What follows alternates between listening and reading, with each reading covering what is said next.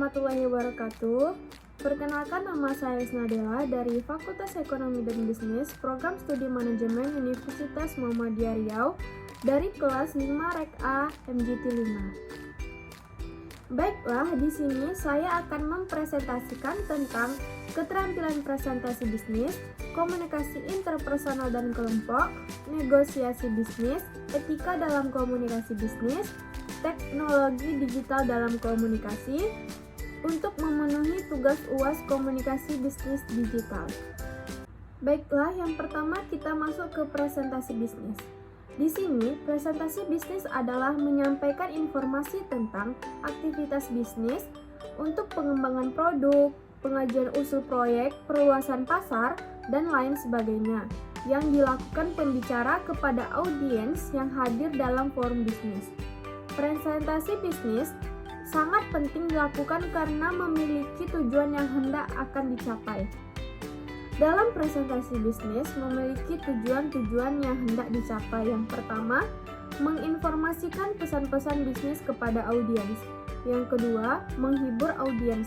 Yang ketiga, menyentuh rasa emosi para audiens. Dan yang keempat, dapat memotivasi audiens untuk bertindak. Dalam presentasi bisnis, kita perlu mempersiapkan penguasaan terhadap materi yang akan dipresentasikan. Yang kedua, penguasaan berbagai alat bantu presentasi dengan baik, menganalisis audiens, dan menganalisa berbagai lingkungan, lokasi, atau tempat untuk presentasi. Ketidaksiapan terhadap materi yang akan dipresentasikan bukan saja menghambat penyampaian pesan terhadap audiens, tetapi juga memberikan citra atau image yang kurang baik bagi pembicara yang bersangkutan. Oleh karena itu, kuasailah materi tersebut dengan baik sebelum melakukan presentasi di hadapan audiens. Di dalam presentasi bisnis, kita juga harus memperhatikan keterampilan praktis dalam presentasi, terutama pada cara berpakaian, presentasi bersikap dengan tubuh berdiri, pandangan mata, dan suara yang jelas sehingga bahasa yang sangat jelas dan mudah dipahami. Baiklah, selanjutnya kita masuk ke komunikasi interpersonal dan kelompok. Di sini, komunikasi interpersonal adalah proses pertukaran informasi, ide, pendapat, dan perasaan yang terjadi antara dua orang atau lebih. Contoh komunikasi interpersonal atau antar pribadi seperti percakapan antar kedua teman, percakapan keluarga, dan percakapan antara tiga orang.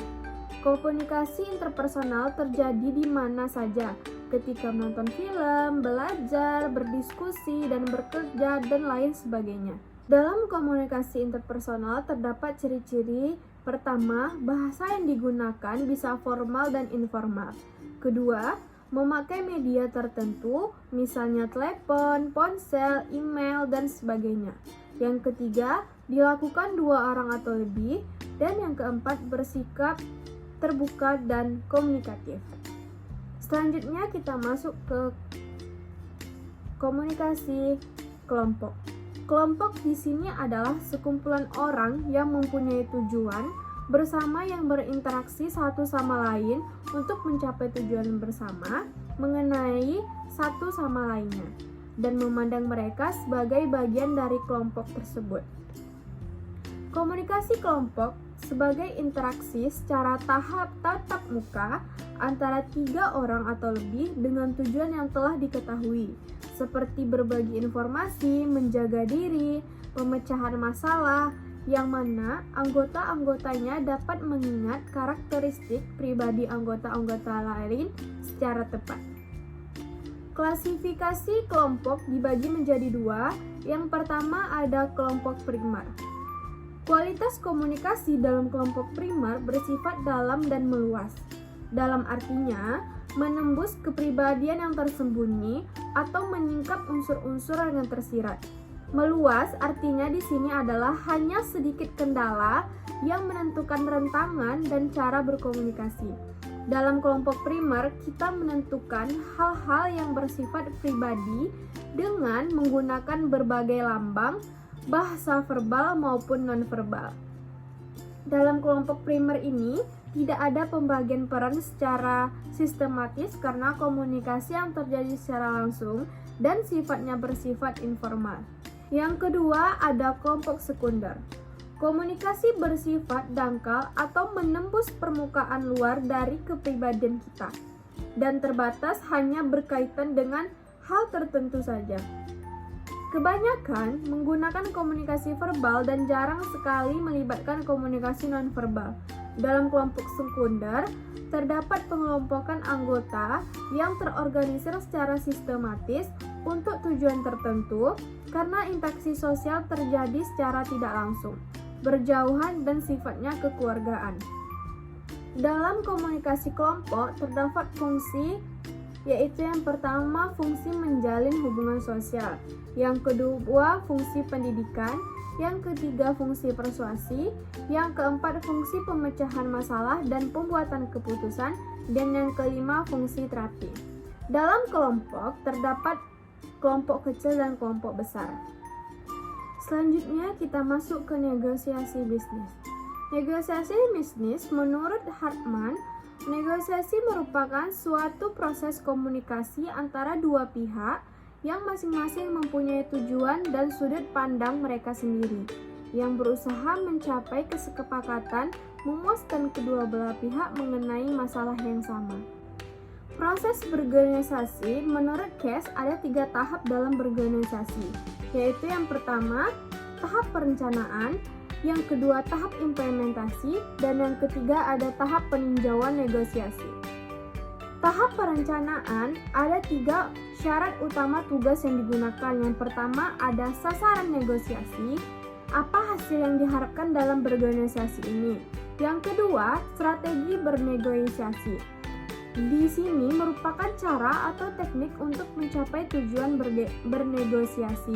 Yang ketiga ada proses negosiasi. Merupakan suatu proses tawar-menawar yang diharapkan mampu menghasilkan suatu kesepakatan di kedua pihak yang saling menguntungkan. Berikutnya tahap implementasi.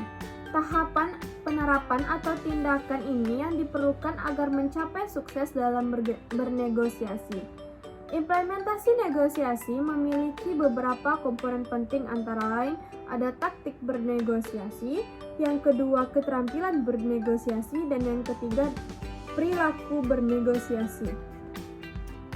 Yang berikutnya ada tahap peninjauan negosiasi.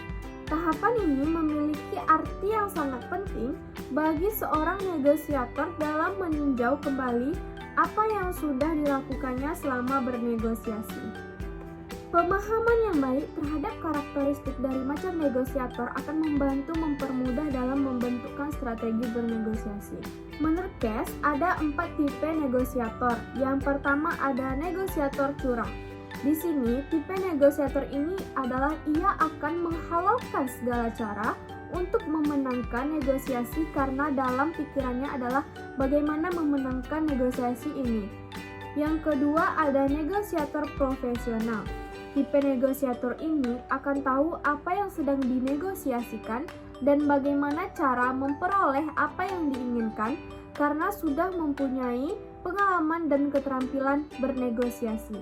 Tipe ini juga tahu banyak tentang lawan negosiasinya. Yang ketiga ada negosiator bodoh. Tipe negosiator ini cenderung menghendakkan kekalahan untuk kedua belah pihak. Ia akan berusaha sekuat tenaga agar tidak ada pemenang dalam negosiasi. Dan yang keempat, yang terakhir ada negosiator naif. Tipe negosiator ini adalah negosiator yang tidak siap bernegosiasi, tidak tahu pokok persoalan yang akan dinegosiasikan, bahkan cenderung percaya begitu saja pada pihak lawan negosiasinya. Baiklah, selanjutnya kita masuk ke etika dalam komunikasi bisnis. Pengertian etika adalah suatu pemahaman mengenai tindakan yang benar dan salah. Etika memberikan panduan apakah suatu perilaku tertentu dapat digolongkan perilaku bermoral atau tidak bermoral. Peran etika memberikan dorongan dan mengajak setiap individu guna bersikap yang kritis dan bersikap rasional dalam rangka mengambil keputusan berdasarkan pendapatnya sendiri dan bisa untuk dipertanggungjawabkan secara baik. Etika juga mampu memberikan pengarahan kepada masyarakat guna untuk berkembang menjadi sebuah masyarakat yang teratur, tertib, dan damai serta sejahtera dengan mematuhi seperangkat norma yang berlaku guna untuk terwujudnya kesejahteraan sosial dan ketertiban. Macam-macam etika. Macam-macam etika ini dibagi menjadi dua. Yang pertama ada etika deskriptif yang merupakan berusaha meneropong secara kritis dan rasional mengenai sikap dan perilaku manusia sebagai sesuatu yang bernilai. Yang kedua ada etika normatif. Etika normatif ini berusaha menetapkan sikap dan pola perilaku ideal yang seharusnya dimiliki oleh manusia. Faktor-faktor yang mempengaruhi perilaku itu ada tabiat atau pembawaan, kedua ada akal pikiran atau rasio, dan yang ketiga ada hati nurani. Faktor yang mempengaruhi pembentukan etika ditentukan oleh faktor internal dan eksternal. Di sini, faktor internal yaitu keadaan dari diri manusia itu sendiri yang meliputi kognitif, pemahaman ajaran agama atau kecerdasan, latar belakang afektif, seperti motivasi, minat, sikap, konsep diri, dan kemandirian. Sedangkan faktor eksternal itu sendiri adalah keadaan yang berasal dari luar diri manusia, yang meliputi pendidikan di lingkungan keluarga, pendidikan sekolah, dan lingkungan masyarakat. Salah satu aspek yang turut memberikan saham dalam terbentuknya sikap dan perilaku manusia adalah faktor lingkungan. Secara umum, etika itu digolongkan menjadi dua, yaitu etika umum yang mempunyai isi tentang prinsip dan moral dasar serta etika khusus atau etika terapan yang keberlakuannya khusus. Sedangkan etika khusus digolongkan menjadi etika individual dan sosial. Mengenai etika sosial, digolongkan lagi menjadi beberapa golongan, yaitu adalah etika keluarga, politik, profesi, lingkungan hidup, dan sikap kepada sesama dan kritik ideologi. Ada 4 hierarki etika. Ada etika sosial, etika organisasi, etika profesi, dan moralitas pribadi. Di sini juga terdapat etika bisnis, yaitu sistem nilai dari prinsip dasar dan filosofi perusahaan sebagai acuan untuk berhubungan dengan lingkungan internal dan eksternal. Etika kerja merupakan sistem nilai yang dianut secara perorangan termasuk etika hubungan antar karyawan dan perusahaan. Contoh dari penerapan etika bisnis menyebutkan nama klien dengan baik, hadir tepat waktu saat janji temu, berdiri saat berkenalan, tidak segan mengucapkan terima kasih, dan membayar tagihan rapat. Manfaat etika bisnis: dengan memiliki sebuah etika, tentu saja klien merasa lebih dihargai dan tentu saja memberikan gambaran kualitas perusahaan pada klien. Selain itu, jaminan adanya kerjasama yang baik terjalin dengan pribadi yang memiliki kualitas diri juga etika. Citra perusahaan menjadi baik, tidak ada citra buruk, dan membuat jalannya bisnis menjadi lancar, tidak terkendala. Baiklah, yang terakhir kita masuk ke teknik digital dalam komunikasi. Teknologi informasi sebagai suatu disiplin ilmu sains, teknologi dan rekayasa engineering, dan teknik-teknik manajemen yang digunakan dalam menangani dan memproses informasi. Bagaimana aplikasinya, komputer dan interaksinya dengan manusia dan mesin, serta asosiasinya dengan kondisi sosial, ekonomi, dan budaya. Teknologi informasi atau TI adalah suatu produk yang tak terwujud atau intangible product. Dalam praktek komunikasi bisnis, diperlukan sarana yang dapat menunjang proses komunikasi itu. Teknologi informasi dan komunikasi yang semakin hari semakin berkembang dapat dimanfaatkan dalam praktek komunikasi bisnis. Internet adalah jaringan komputer yang tersusun oleh ribuan bahkan jutaan komputer. Dan teknologi digital adalah suatu alat yang tidak lagi menggunakan teknologi manusia atau tenaga manusia secara manual, tetapi lebih pada sistem pengoperasian secara otomatis dengan sistem komputerisasi atau format yang dapat terbaca oleh komputer. Situs jejaring sosial pada contohnya saat ini ada Instagram, Facebook, Twitter, WordPress, Blogger, MySpace, dan lain sebagainya. Dalam mempelajari teknologi informasi komunikasi bisnis, terdapat beberapa manfaat yang dapat dijadikan untuk kehidupan manusia. Yang pertama, dapat memperoleh, mengenal, serta mengerti definisi teknologi informasi. Yang kedua, memperoleh dan mengenal serta fungsi teknologi informasi dalam komunikasi. Yang ketiga, memperoleh atau mengenal serta mengerti alasan penggunaan teknologi informasi dalam komunikasi bisnis.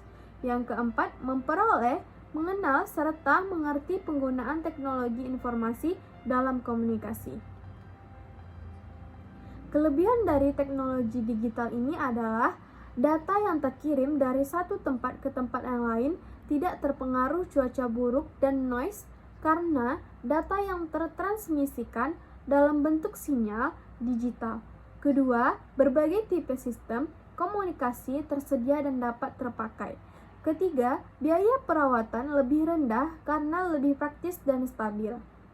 Dan kekurangan teknologi digital ini adalah kesalahan yang mungkin terjadi pada saat mengubah sinyal analog ke digital. Kedua, kemungkinan tercurinya data digital yang penting seperti nomor rekening, data pekerjaan, dan lain-lain oleh hacker ataupun virus. Yang ketiga, membuat ketergantungan yang berlebihan pada penggunanya, yang dapat menghambat kemampuan empati dan sosial secara nyata. Demikianlah presentasi yang dapat saya sampaikan tentang materi-materi tersebut. Apabila ada kesalahan dan kekurangan, mohon dimaafkan. Wassalamualaikum warahmatullahi wabarakatuh.